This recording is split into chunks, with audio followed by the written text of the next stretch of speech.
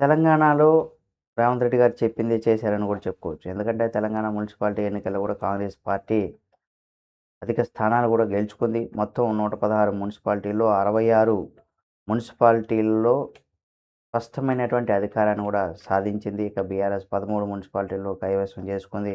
BJP ఒక మున్సిపాలిటీలో సగం కంటే ఎక్కువగా వార్డులు గెలుచుకోలేకపోయింది.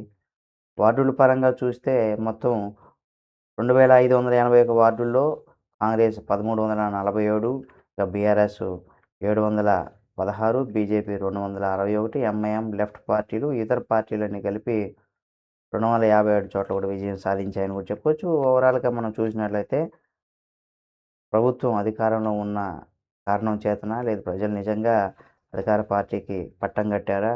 అనే దానికి సంబంధించి కూడా మీరేమనుకుంటున్నారో కామెంట్ రూపంలో తెలియచేయండి. మరిన్ని వీడియోల కోసం మన Telugu focus TV channel subscribe చేసుకొని పక్కనే ఉన్న బెల్ బటన్ నొక్కడం మాత్రం మర్చిపోకండి.